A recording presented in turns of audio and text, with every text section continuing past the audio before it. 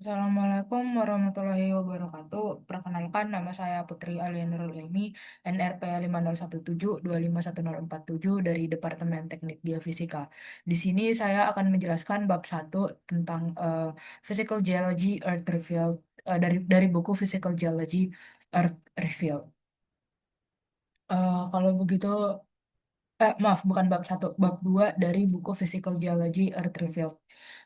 Judulnya itu eh, Earth Interior and Geophysical Properties. Nah, jadi di sini tuh ada beberapa subbab yang akan dibahas. Yang pertama itu introduction, tentang introduction ke babnya. Yang kedua itu bukti dari gelombang seismik. Yang ketiga itu eh, struktur internal bumi. Struktur internal bumi itu terbagi tiga. Yang pertama itu ada crust, yang kedua ada mantle, yang ketiga itu ada core, kemudian ada isostasi, kemudian menghitung gravitasi, kemudian magnetic field bumi. Di sini tuh akan ada dua yang dibahas. Yang pertama magnetic reversal dan yang kedua magnetic anomalies. Dan yang ketiga itu adalah within Earth, ada geothermal gradient dan heat flow. Kalau begitu langsung saja saya masuk. Pertama, eh, introduction, pengenalan. Jadi apa sih yang geologis tahu tuh tentang permukaan bumi? Gimana sih caranya tuh mereka bisa kayak eh, mengetahui apa bumi itu sebenarnya terusan dari apa? Kok mereka bisa simpulin sih kalau misalnya bumi itu ada crust, di bawah crust itu ada mantle, terus dari mantle itu ada core. Mereka tahu itu dari ilmu yang namanya geofisika. Geofisika itu adalah ilmu yang mempelajari dalam apa saja yang terjadi di dalam bumi. Nah, di sini tuh di gambar pertama ada gambar 2.1. Gambar 2.1 ini merupakan penjelasan gelombang seismik. Di sini terlihat seperti refleksi seismik. Jadi refleksi seismik itu terjadi kalau misalnya kayak misal nih ada gempa bumi atau apa gitu kayak yang buat gelombang seismik terjadi. Nah, ketika gelombang seismik terjadi itu ketika di antara dua layer batu, misal layer A terus ada layer B. Nah, di layer B pas nanti sampai ke batas antara layer A dan layer B, si gelombang seismik itu bakal memantul. Ini disebut dengan nama seismic reflection. Nah, eh, oh ya, maaf. Tadi tuh harusnya selanjutnya itu ada tentang bukti dari seismic waves. Nah, jadi kan tadi saya udah jelasin tentang refleksi seismik. Jadi refleksi seismik itu eh, merupakan pengembalian energi seismik setelah energinya itu dipantulkan di antara kayak dua layer batuan gitu. Nah, tapi selain refleksi seismik, ada juga yang namanya refraksi seismik. Nah, refraksi seismik itu merupakan pembiasan gelombang seismik. Nah, pembiasan gelombang seismik itu apa sih maksudnya? Jadi kalau misal kayak kita pembiasan air nih, kalau misal saya punya kayak let's say saya ada botol Pocari Sweat di sini. Nah, terus di botol Pocari Sweat tuh misalnya saya masukin kayak eh, ini, saya masukin kayak pulpen. Nah, itu bakal terefraksi. Jadi nanti tuh arah gelombang nanti kelihatannya pulpen tuh kalau yang kita lihat dari mata kita tuh arahnya kayak berubah kan. Yang misalnya awalnya di sini, nanti pulpennya tiba-tiba eh, kayak gini. Nah, ini yang dimaksud dengan refraksi. Ini hal yang sama yang terjadi di refraksi seismik. Jadi refraksi seismik itu terjadi ketika misalnya eh, ada batuan nih, batuan A sama batuan B. Nah, terus pas di eh, di batas antara batuan A sama batuan B, nah eh, ketika sampai di batuan B itu akan kayak di gelombang seismiknya tuh bakal terefraksi. Nah, itu yang dijelaskan di gambar 2.2. Nah, eh, gelombang seismik itu kan dia tuh kecepatannya tergantung sama batunya. Jadi ada kayak bisa bisa saja Jadi kecepatannya itu tergantung jenis batuan yang ada. Kalau misalnya batuannya itu compact, dia itu padat, itu kecepatannya bakal lebih cepat daripada kalau kayak batuannya itu nggak padat, terus kayak ada air, itu nggak nggak bakal secepat kalau batuannya padat. Nah, di gambar 2.3 ini kita ada gambar di sini. Jadi itu pertama ada epicenter, kemudian station 1, surface dan seismic station 2. Nah, di sini kita kalau misalnya epicenter nih, anggaplah saja epicenternya itu karena terjadi gempa bumi.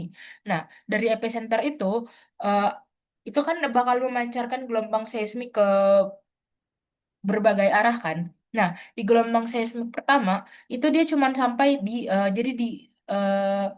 jadi di stasiun pertama itu cuma receive satu gelombang aja.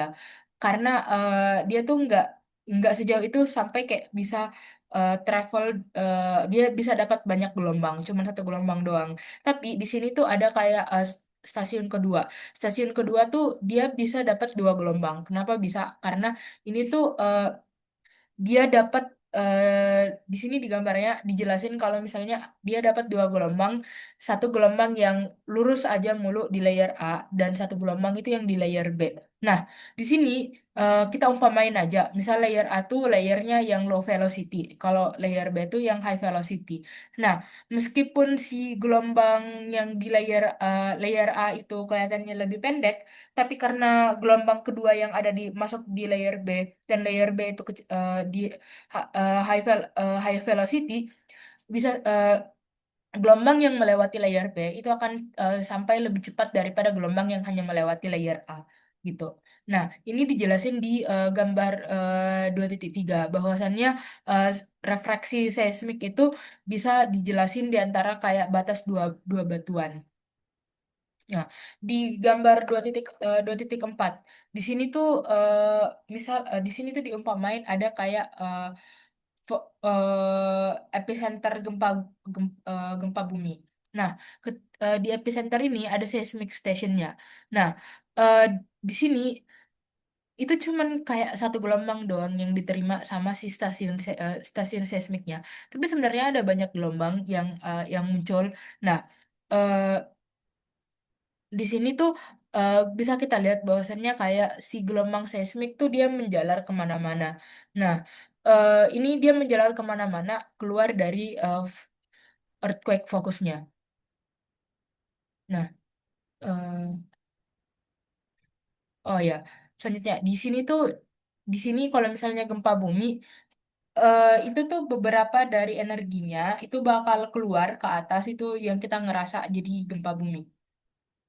Nah, selanjutnya ada Earth Internal Structure. Internal Structure itu digambarin di sini di figur 2.5. Jadi bisa kita lihat di sini tuh di Earth Internal Structure, struktur internal bumi itu terdiri dari beberapa hal. Yang pertama itu crust. Crust itu yang merupakan outer layer. Itu ada layer di mana kita tinggal. Jadi kayak yang tanah yang kita pijak atau misalnya kayak hutan, pokoknya semua yang kita lihat tuh ada di crust. Nah, di bawah crust itu ada mantle. Mantle itu terbagi dua, ada namanya upper mantle, ada yang namanya lower mantle. Terus yang ketiga itu ada core. Core itu yang bagian inti bumi. Nah, inti bumi itu terbagi menjadi dua, outer core dan inner core. Nah, beda bedanya apa sih? Kalau crust itu kan dia solid ya. Kalau upper mantle tuh dia masih solid juga, tapi udah panas. Nah, terus kayak lower mantle eh, lower eh, lower lower mantle tuh diperkirain kalau dia itu eh, panas kayak di situ batuan itu hampir mencapai titik bekunya, tapi dia tuh nggak lebih panas daripada batuan di bawahnya atau di outer core. Nah, kemudian outer core itu dia liquid, terus inner core itu dia padat. Itu inner core terdiri dari eh, besi. Nah, selanjutnya kok bisa inner core terdiri dari besi? Saya akan jelaskan sebentar. Nah, crust itu tipis banget kalau dibandingin sama eh,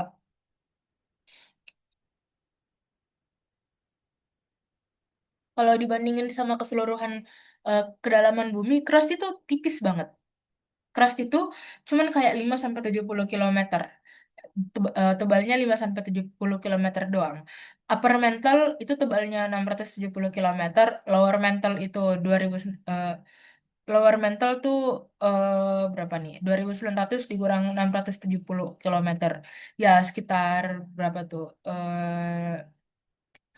2100 2000 hmm, 2002 wait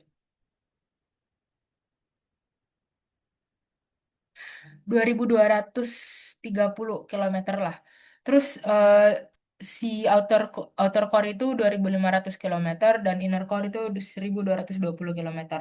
Nah, jadi bisa kita bandingin kalau si crust itu hanya tipis banget. Jadi kalau misal kayak kita makan kita makan apel nih, crust itu paling cuman kayak setebal kulitnya apel doang. Jadi kayak tipis banget. Crust itu kalau dibandingin sama yang lain itu tipis banget.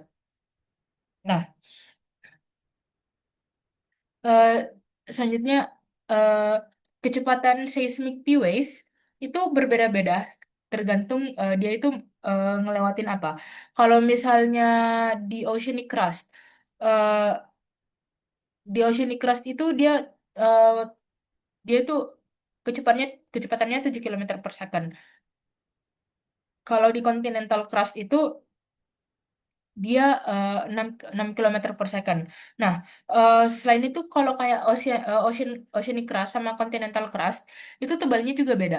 Kalau oceanic crust itu rata-rata ketebalannya cuma 7 kilometer. Kalau continental crust itu ketebalannya 20 sampai 70 kilometer. Tapi sebenarnya oceanic crust tuh lebih lebih berat. Lebih berat daripada si continental crust, makanya dia tenggelam. Si continental crust itu dia meskipun lebih tebal, dia tuh lebih buoyant dan lebih ringan daripada si oceanic crust. Makanya kalau misalnya terjadi tabrakan, yang yang turun ke bawah tuh adalah oceanic crustnya dan bukan continental crustnya. Nah, eh, oh ya, selain itu eh, oce- eh, oceanic crust sama continental crust itu eh, yang penyusunnya juga beda. Kalau oceanic crust itu disusun sama basalt yang di bawahnya itu ada gabbro. Kalau di continental crust itu macam-macam. Itu ada granit, uh, plutonic rocks yang lain, ada schist dan ada gneiss. Nah, eh, sama ada kayak layer dari batuan sedimen. Jadi itu kayak macam-macam banget. Nah, eh, nah, di sini selanjutnya ada eh, di sini di gambar 2.6 itu ada eh, Maharovi Maharovicic discontinuity. Nah, itu apa sih?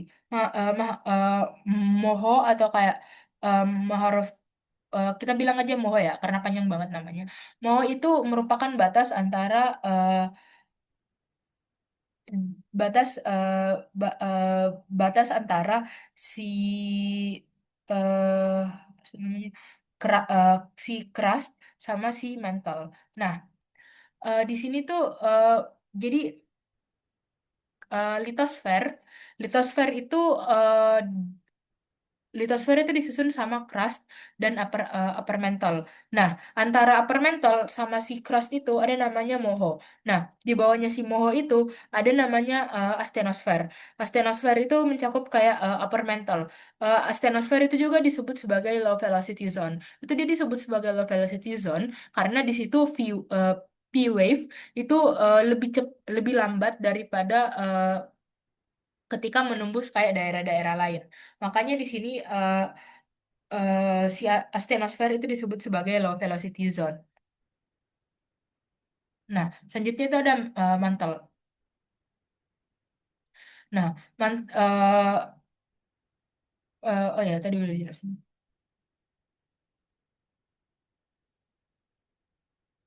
Nah, di gambar 2.7 ini ada penjelasan tentang si upper mantle, astenosfer, dan litosfer. Di sini juga ada kayak penjelasan tentang density dan kedalamannya. Nah, di sini tuh ada S-Wave dan P-Wave. Apa sih bedanya S-Wave dan P-Wave? P-Wave itu dia lebih cepat daripada S-Wave. Selain itu, si S-Wave itu dia nggak bisa menembus kayak cairan, jadi dia bisa dia cuma bisa melalui benda padat. Jadi bisa kita lihat di sini kalau di upper mantle itu si velocity-nya si P-Wave itu nggak secepat kalau misalnya dia di S-Wave. Nah, di sini kita bisa lihat ya kalau misalnya di S-Wave tuh dia nggak ada sama sekali di outer core karena outer core ini kan dia cair. Jadi si S-Wave tuh eh, nggak ada dan dia muncul lagi di inner inner core.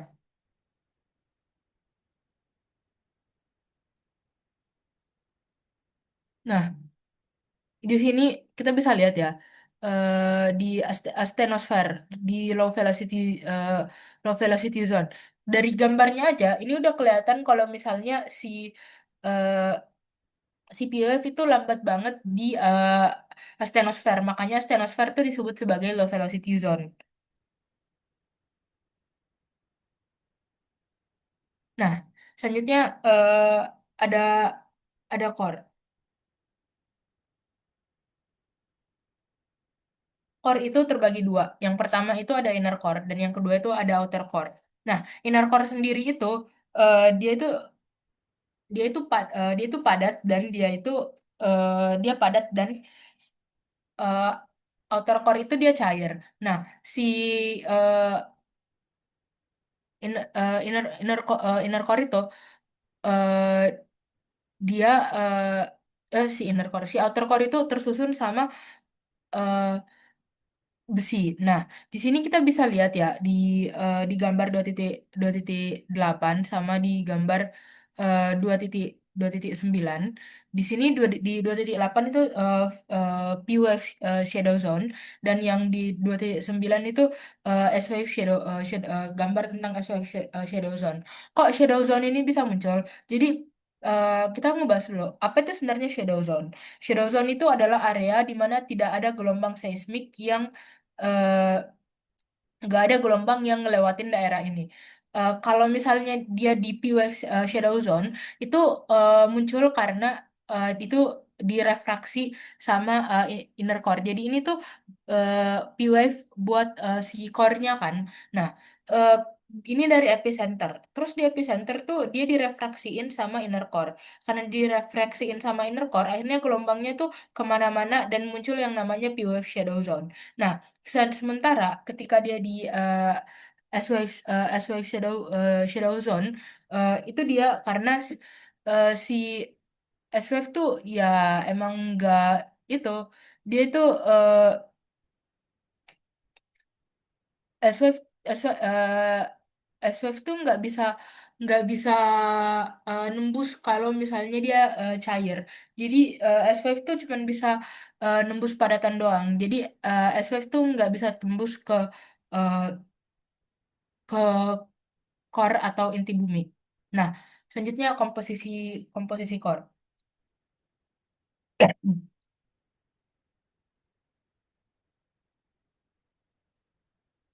Nah, jadi eh mana? Ya? Nah, dut. Nah, si eh, s- si core itu geologis itu perkirain bahwa eh, si inner core itu terbentuk dari besi. Kok bisa besi?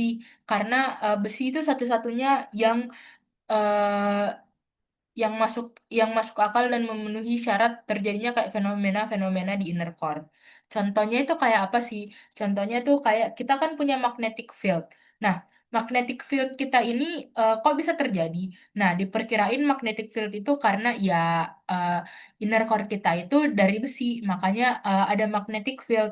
Selain itu, eh, kalau misalnya eh, untuk kecepatan gelombang seismik itu yang yang sama kecepatannya sama kecepatan gelombang seismik untuk inner core itu cuman bisa kalau misalnya besi.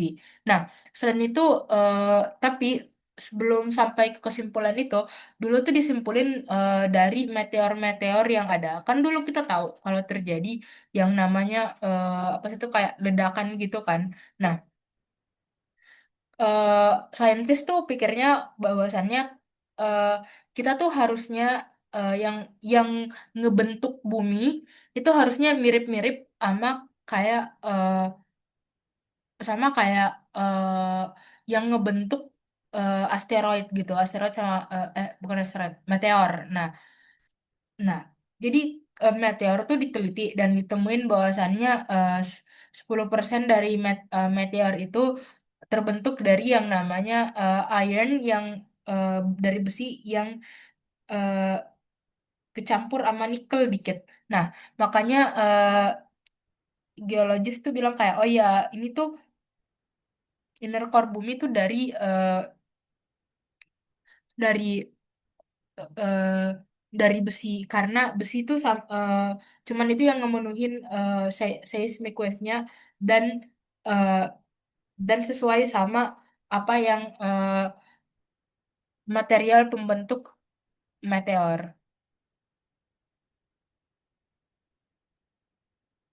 Nah, oh ya, 90% sisa dari meteorit itu ultramafic rocks. Nah, ini yang diperkirain ngebentuk mantel. Jadi, mantel tuh diperkirain kayak dia tuh kayak Play-Doh gitu loh. Jadi dia tuh kayak batasan batuan untuk kayak meleleh gitu, tapi nggak sampai meleleh. Nah, tapi si mantel tuh nggak sepanas man, uh, i- au- outer core karena kan balik lagi tambah ke dalam tuh tambah panas dan tambah ke dalam tuh tekanannya tambah tinggi.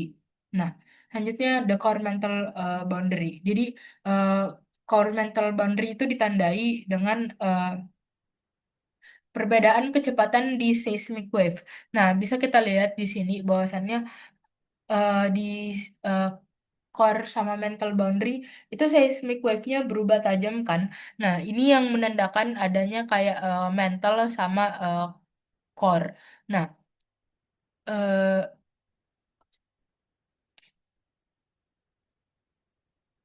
nah ini tuh jadi ini yang kayak kelihatannya lambat banget di gambar 7 itu namanya ultra eh, eh, ultra low velocity zone. Ini meskipun kayak kelihatannya tipis banget, tapi ini sebenarnya kayak sekitar 200 kilometer.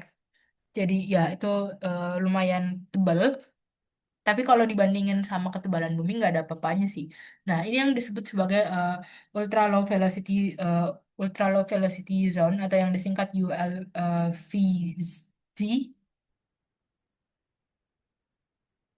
ULVZ. Ya. Eh, nah, jadi di gambar 2.10 ini dijelasin bahwasannya eh, mantel sama core itu mengalami yang namanya konveksi. Nah, konveksi itu adalah kayak jadi kalau misalnya kayak kita ngelelehin wax nih, kalau kita ngelelehin wax, material yang di atas itu kan bakal nge apa sih namanya material di atas tuh eh, bakal memadat kan. Terus yang di atas yang memadat tuh karena dia padat, jadi dia turun lagi balik ke bawah. Nah, di bawah dia tuh panas lagi, terus buoyant lagi, terus naik ke atas lagi, terus gitu aja mulu. Itu namanya konveksi. Nah, ini tuh di sini dijelasin bahwasannya di outer core itu di sini panasnya batuan tuh naik, terus nanti dia memadat di atas. Terus dari atas memadat tuh dia turun lagi balik. Terus nanti pas balik itu dia memanas lagi, terus naik lagi, gitu aja mulu. Nah, ini yang digambar 2.10. Nah, eh,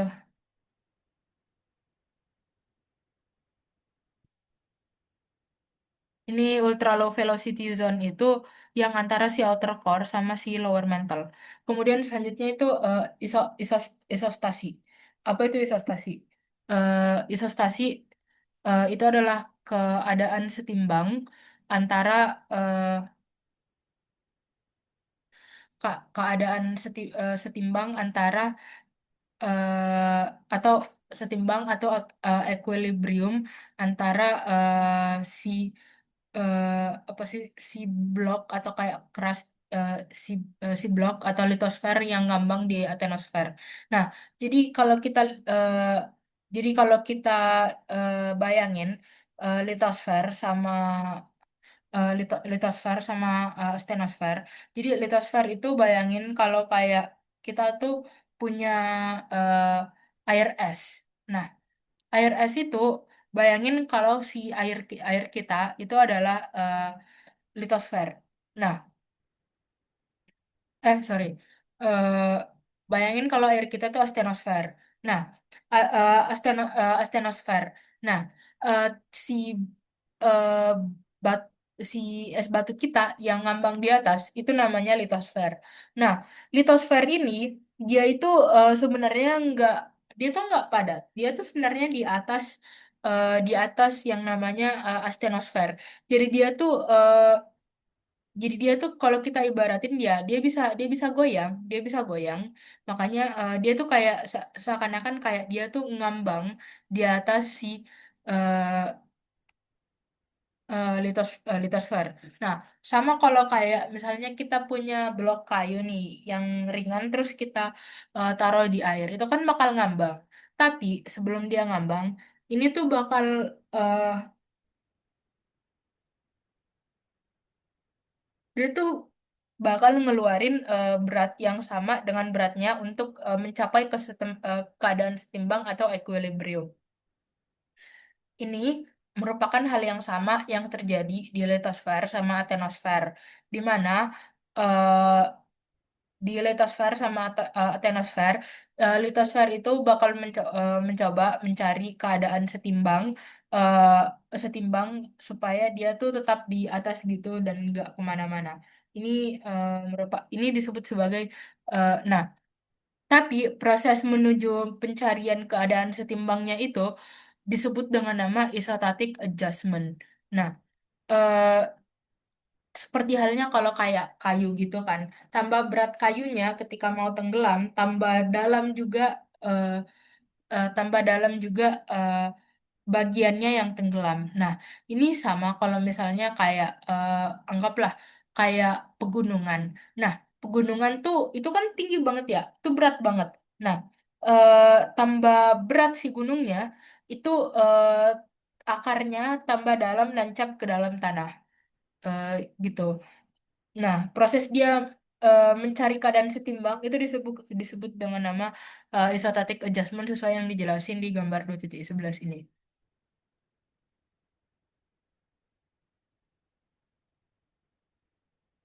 Nah, tapi isostatic adjustment tuh nggak mulu-mulu kayak gitu. Nah, contoh lainnya tuh kayak di 2.12. Jadi di 2.12 ini ada gunung. Nah, di gunung itu ada mantel. Nah, terus di bawah sini eh, ada kayak akarnya si gunung. Nah, kita kita sendiri tahu kan bahwasannya gunung itu mengalami erosi. Kemudian sedimen hasil erosi itu akan kemudian ditransportasi ditransportasi. Nah, sedimen yang ditransportasi ini eh, nam, sedimen yang ditransportasi ini itu kemudian akan turun. Kemudian itu dia bakal nge membuat kayak kaki-kaki gunungnya tuh lebih lebih berat. Nah, akhirnya mantel di bawah itu bakal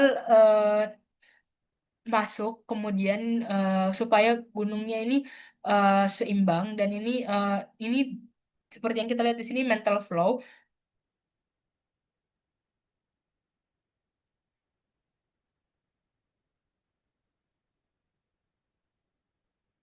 Nah, eh, mental flow, kemudian ini terjadi aja terus. Jadi ini tambah ke bawah, ini tambah ke bawah, terus ini atasnya di uplift. Nah, ini tuh namanya isostatic adjustment karena erosi dan deposisi sedimen. Selain selain itu eh, bisa juga kalau misalnya kayak ada air nih, terus airnya tuh beku jadi glasier. Nah, karena glasier itu berat ya, akhirnya untuk mencapai isostatic adjustment ini eh, si karena dia berat kan ya. Sama kalau misalnya kayak kita mencet Play-Doh, kalau karena jari kita tuh eh, kasih gaya ke Play-Doh-nya sampai si Play-Doh-nya tuh bisa cekung gitu. Nah, akhirnya karena ada glasier ini, makanya ketika glasiernya mencair semua, ini tuh nanti eh, dia itu membuat cekungan di tanah. Nah, ketika cekungannya itu udah lama ditinggal, itu bakal terjadi isostatic adjustment, di mana si tanah yang awalnya cekung itu akan mengalami uplift karena mantel di bawahnya itu eh, flow, dia mengalir masuk ke dalam supaya si tanahnya tuh mencapai isostatic adjustment. Eh, isot eh, mencapai apa sih itu posisi equilibrium melalui isostatic adjustment gitu. Nah, selanjutnya itu contoh lain itu adalah ini yang terjadi di dunia nyata itu di Kanada, di mana di bagian paling atas dari Amerika Utara. Nah, di situ kan banyak glasier, tapi glasiernya tuh eh, mencair kan. Soalnya kan sekarang kayak eh, terjadi pemanasan global. Nah, ini tuh diperkirain kalau misalnya kayak eh, apa sih ini di gambar 14 itu diperkirain kayak kalau misalnya esnya tuh menghilang, daerah di sini tuh bakal naik berapa berapa kilometer, dan ini lumayan. Oh, dia naik berapa berapa meter, dan ini intervalnya 50 ya. Jadi bisa kita lihat sendiri bahwasannya itu udah diperkirain kalau misalnya es itu mencair, kira-kira tanah di bawahnya tuh bakal naik berapa berapa meter gitu. Selanjutnya pengukuran gravitasi. Nah, kita sendiri tahu gravitasi itu kan kayak itu ditemuin sama Newton. Itu di hukum gravitasi Newton. Nah, force dari gravitasi atau gaya dari apa ya? Nah, gaya dari gravitasi itu disebut dengan nama rumusnya itu disebut disebut ini rumusnya ya, itu dari Newton's Law of Gravitation. Nah, rumusnya itu rumus dari force antara benda A dan benda B itu adalah konstanta dikali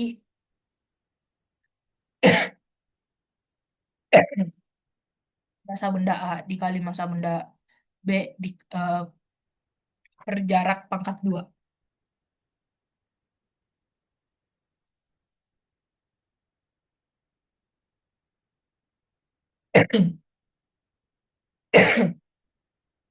Nah, tools yang dipakai buat mengukur gravitasi eh, di bumi itu namanya adalah gravimeter. Nah,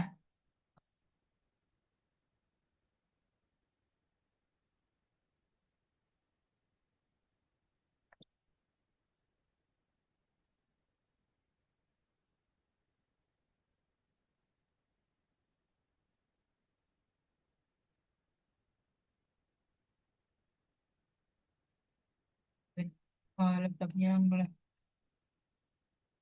Nah, disebut dengan nama gravimeter. Nah, gravity ini seperti di gambar 2.15 ini rumusnya berlaku ya. Jadi ini antara benda A dan benda B. Terus itu ada distance atau jaraknya. Jadi rumusnya itu nanti adalah eh, force-nya sama dengan konstanta dikali eh, massa A dikali massa B per jarak pangkat 2.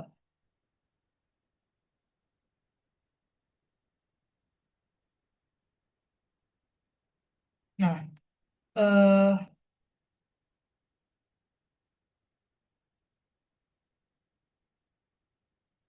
di sini itu tuh kita kan bisa ngukur gravitasi. Nah, gravitasi itu bisa diukur pakai tadi yang namanya gravitimeter. Tapi gravitasi itu eh, bisa aja nggak balance gitu. Nah, di sini di gambar 2.16 di sini tuh terjadi yang namanya jadi gravitasi itu kan ada kayak posisi yang normalnya lah ya. Kalau kita bilang tuh kayak kayak normal dia tuh balance.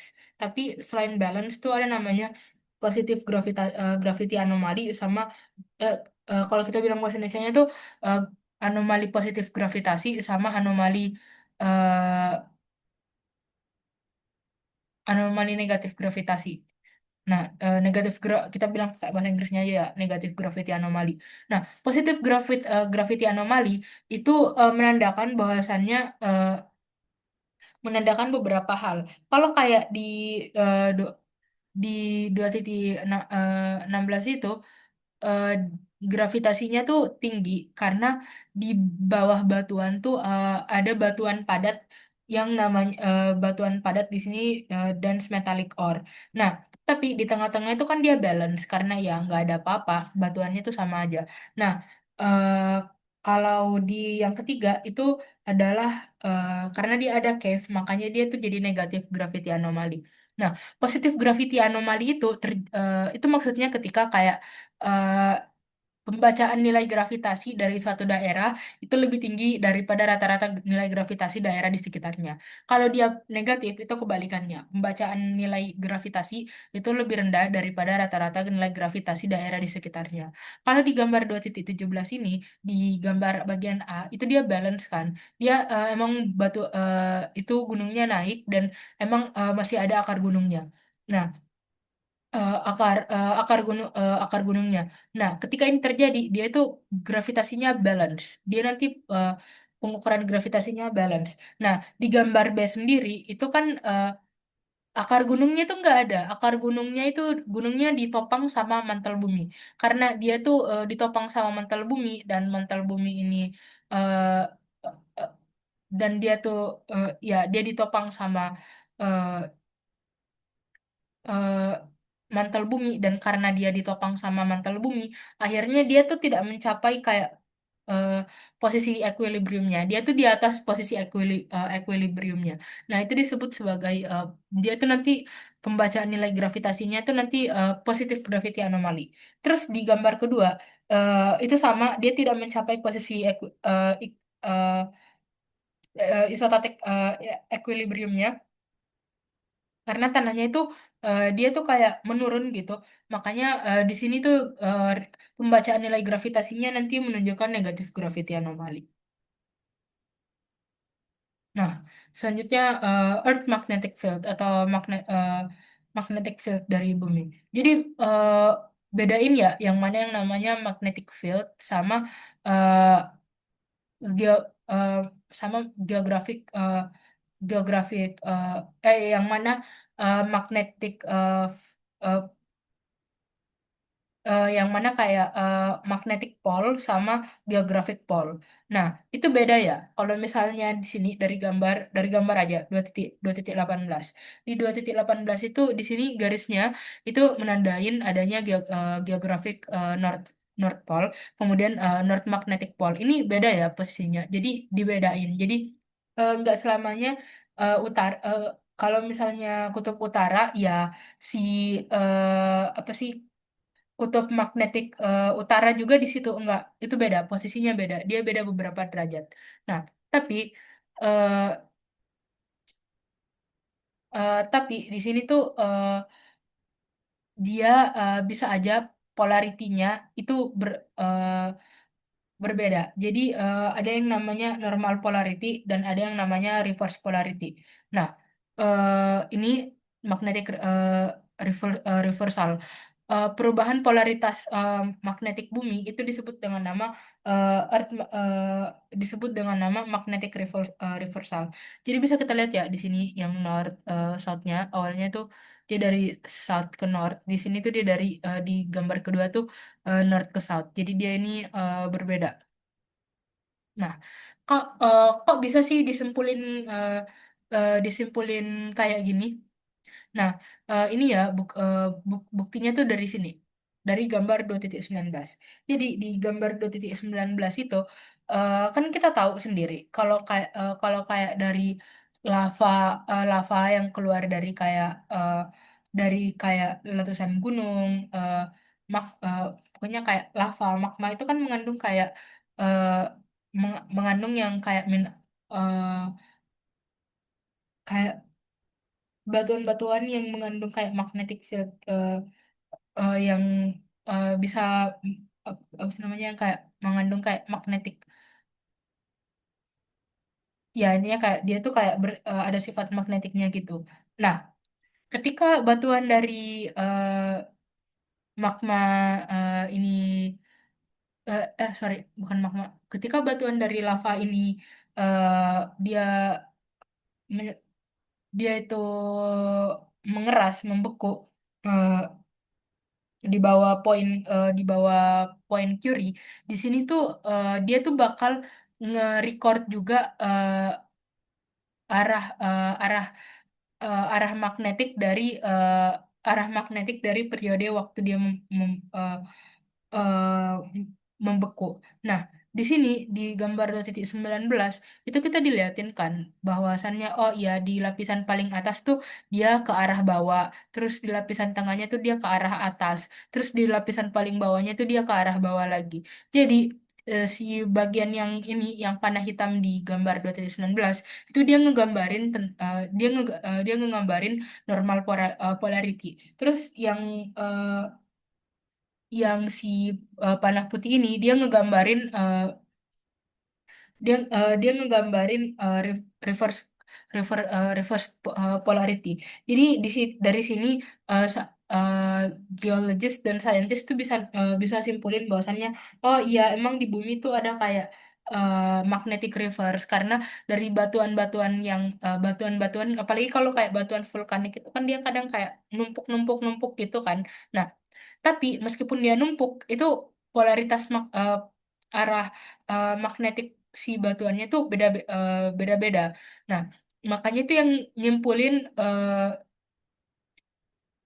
kenapa bumi itu sebenarnya mengalami eh, reverse magnetic.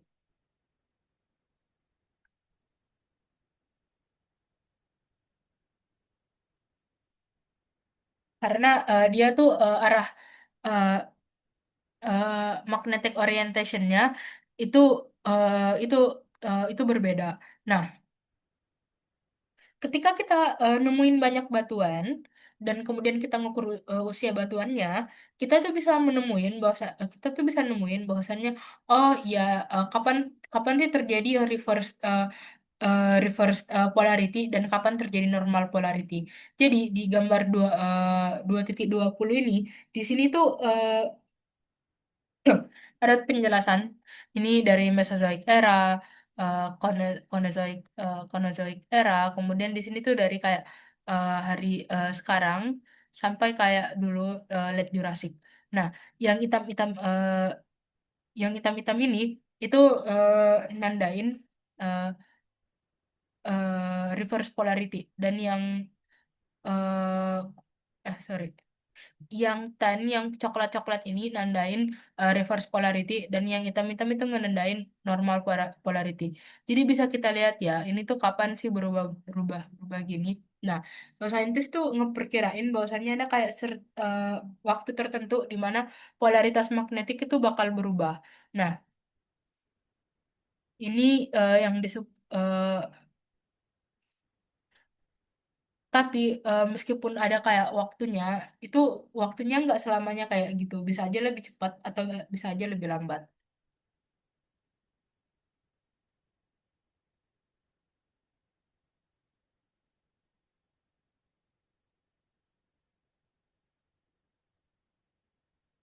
Nah, di sini bisa kita lihat bahwasannya waktu di Late Jurassic itu eh, ada sempat kayak terjadi reverse magnetic sekali.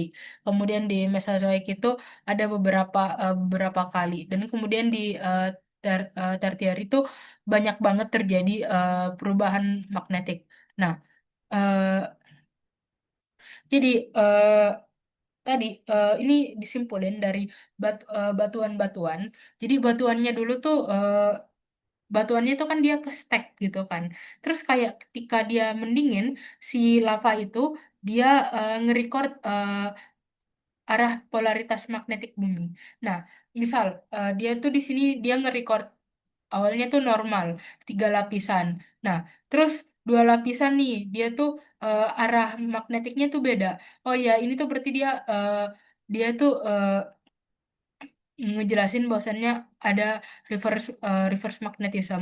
Kemudian di bawah lagi tuh ada dia tuh normal lagi balik.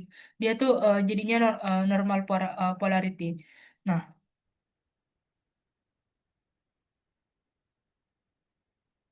nah nih. Jadi saintis tuh perkirain bahwasannya eh, polaritas bumi itu berubah tiap 5.000 tahun sekali. Nah, norm magnetik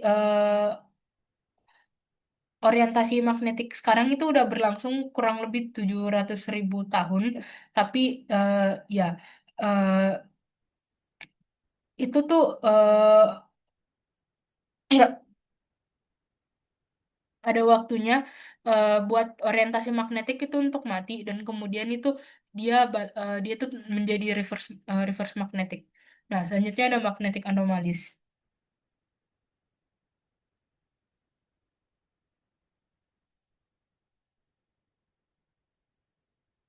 Jadi kita tuh bisa mengukur eh, kita tuh bisa mengukur nilai magnetik dengan alat yang namanya magnetometer. Nah, magnetometer ini digunain untuk menghitung kekuatan dari magnetic field bumi. Nah,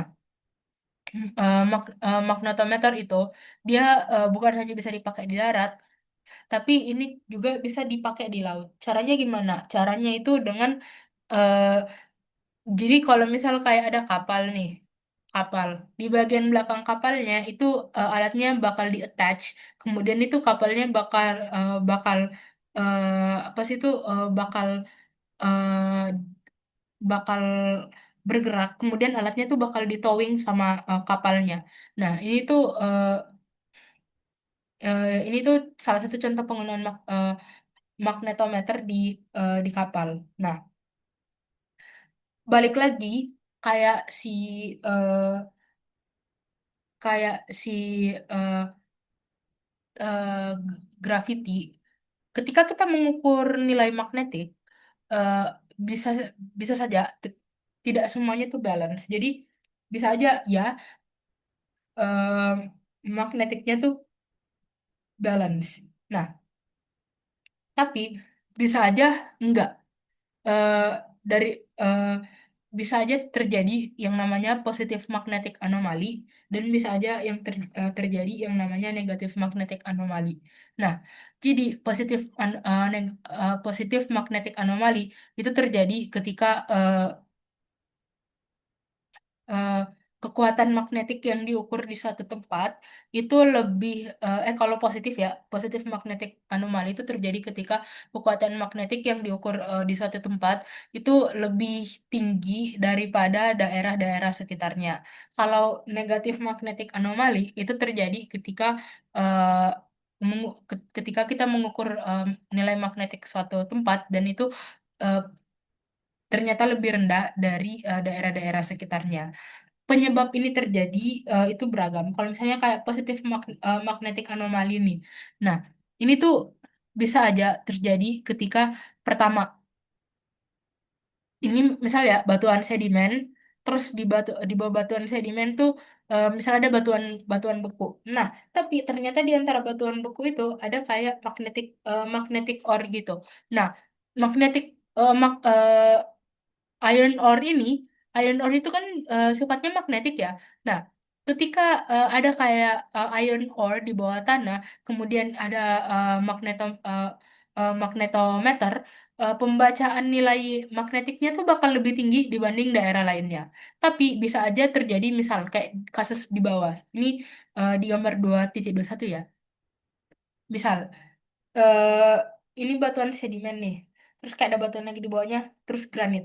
Nah, di granit ini ternyata tidak semuanya itu granit. Ada gabro dan dike. Gabro dan dike itu dia punya nilai magnetik, dia punya kekuatan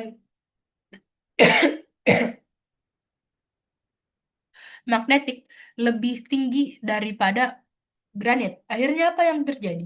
Ketika magnetometer itu di bawah dari di bawah itu di bawah ini magnetometernya digeser eh, tepat di atas di mana ada gabro akan terjadi positif magnetic anomali. Nah, itu salah satu penyebab kenapa terjadi positif magnetic anomali. Tapi nggak karena si gabro ini lebih itu ya, meskipun kayak sekilas tuh kalau kita lihat dari awal sama aja tanahnya, sama-sama kayak lurus sama-sama kayak flat gitu ya kalau misalnya di bawahnya tuh kayak ada gabro kayak gini ini tuh bisa aja nanti eh, si magnetic fieldnya tuh eh, jadi positif anomali. Nah, selanjutnya di 2.21 tuh yang bagian C itu granit.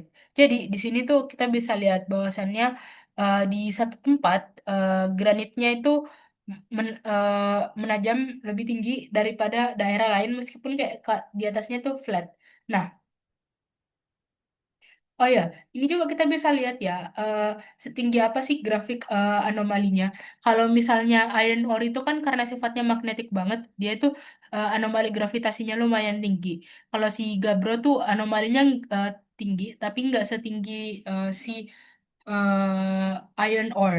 Terus di bawah tuh yang positif magnetic anomali si granit itu kan eh, dia lebih tinggi sedikit doang kan ya. Nah, karena sekitarnya juga sebenarnya granit, meskipun terjadi kayak anomali magnetik, dia tuh karena si granit yang di satu daerah ini dia lebih tinggi daripada dia lebih dekat ke alat dengan daerah lainnya, makanya tuh ada anomali magnetik positif, tapi anomalinya tuh nggak tinggi tinggi tinggi tinggi banget grafiknya. Maksudnya ini grafik magnetic field strength ya.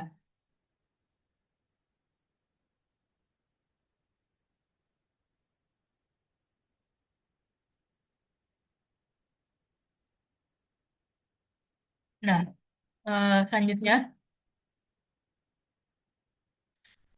figur 2.21. Di gambar 2.21 itu ada contoh negatif magnetic anomali. Kalau yang terjadi di gambar 2.21 ini adalah ada fault atau patahan di bawah ini. Jadi di sini kan ada basalt, terus di sini ada eh, patahan. Nah, patahan ini berbentuk V. Nah, terus di sini karena si basalt itu dia sifat magnetiknya itu eh, dia tuh di sini yang punya sifat magnetik, kemudian karena ada fault patahan berbentuk V di sini, makanya si basalt itu turun di satu daerah dia tuh lebih rendah tempatnya dibanding daerah lain. Di sini tuh terjadi negatif magnetik anomali. Nah, kalau dari alasan yang di sini, ini tuh yang menyebabkan terjadinya negatif magnetik anomali karena terjadi patahan. Nah, selanjutnya heat within Earth. Ini eh, nah, jadi eh, penambahan temperatur ke dalam bumi itu namanya geothermal gradient. Nah, eh, geothermal gradient itu bisa kita ukur ya. Contohnya tuh kalau misalnya kayak kalau kita eh, kalau misalnya kayak orang ngegali nih atau nambang. Kalau misalnya orang ngegali atau kayak nambang gitu, itu tuh itu tuh tambah eh, dalam, dia tuh bakal tambah panas. Nah, ketika tambah dalam tuh kan dia tambah panas. Nah, makanya ini tuh ketika ada namanya temperature increase, itu disebut dengan nama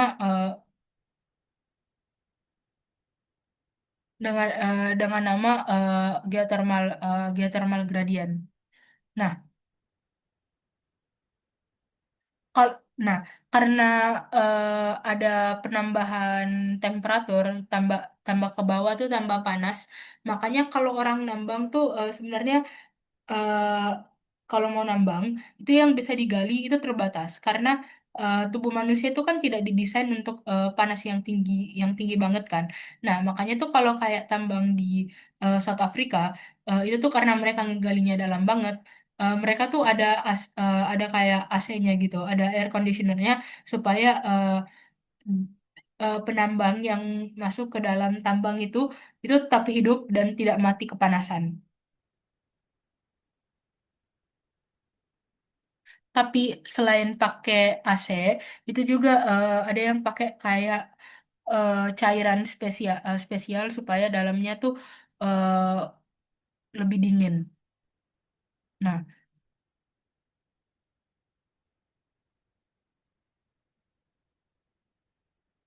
kita tuh nah eh, kita tuh sebenarnya bisa ngeestimasi panasnya mantel sama panasnya si eh, mantel, panasnya core sama panasnya si eh, crust. Nah, oh, oh sorry, enggak. Tapi sebenarnya kita bisa eh, kita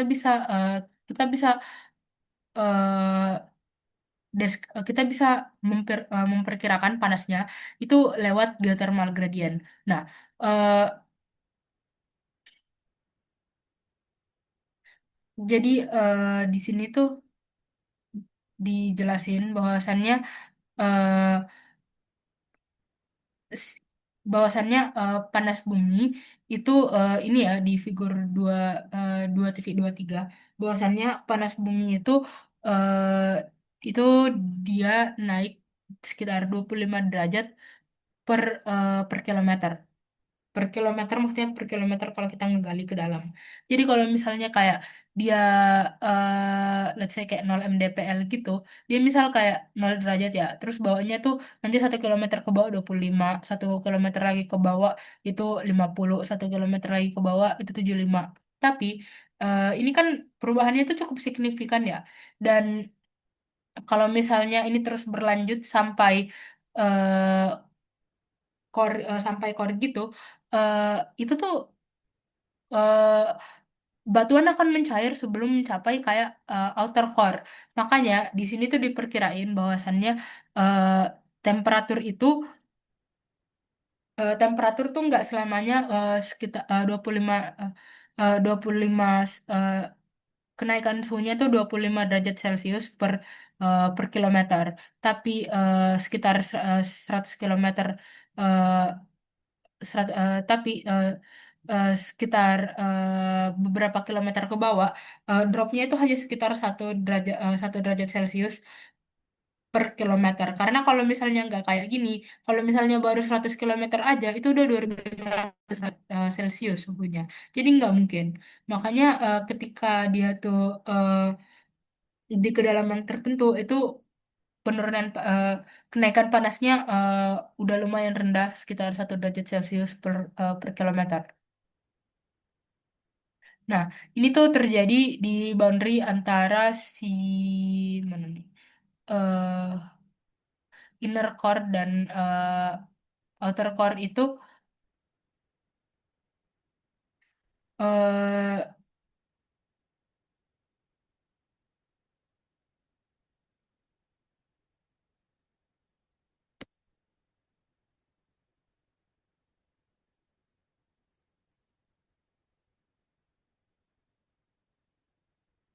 inner core dan outer core itu kan dia kalau inner tuh dia padat ya. Kalau outer itu dia cair. Nah, di sini si inner core eh,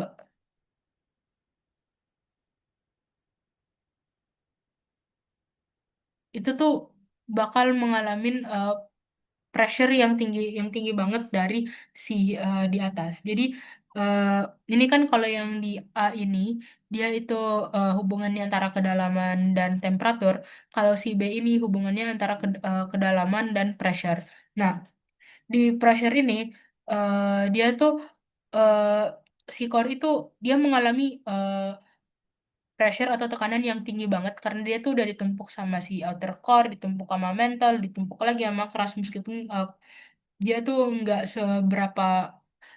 seberapa banget beratnya dibanding yang lain.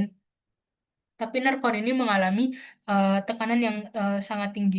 Ini tuh kok kita bisa estimasiin kayak gini? Ya, karena kita pakai ilmu geofisika. Selanjutnya ada yang namanya heat flow.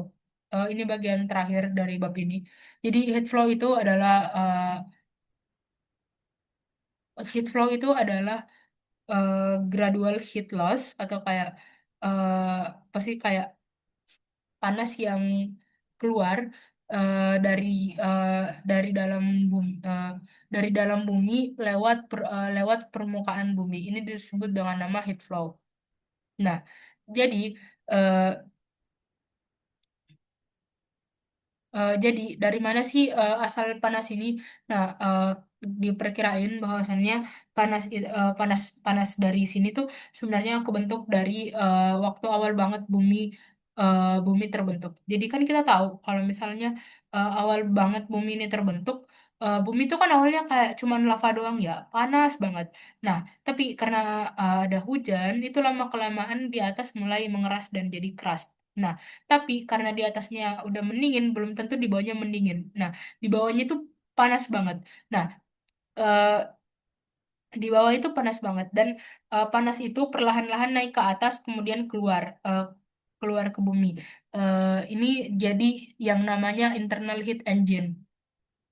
Nah, di gambar 2.24 ini ada penjelasan di ini eh, bahwasannya beberapa daerah itu eh, punya eh, punya kayak eh, heat flow yang lebih tinggi daripada daerah lain. Nah, ini tuh eh, dis- ini tuh kok bisa terjadi? Ya bisa aja karena di bawahnya tuh ada magma atau misalnya karena di bawahnya tuh merupakan batuan kayak uranium, batuan beku kayak uranium. Kalau misalnya batuan beku kayak uranium itu kan dia panas. Nah, ini tuh bakal ngeluarin panas. Nah, dulu eh,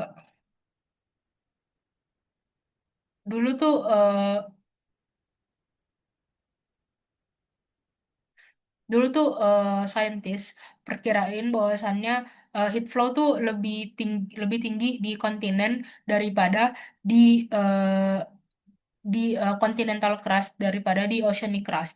Tapi ternyata pas diukur eh, heat flow-nya itu sama aja. Kok bisa? Karena kalau dia itu dari kontinen itu eh, dia itu eh, dia itu adanya dari eh, magma sama dari batuan beku kayak uranium. Kalau dari oceanic crust itu dia panas karena dia tuh panasnya dari mantel.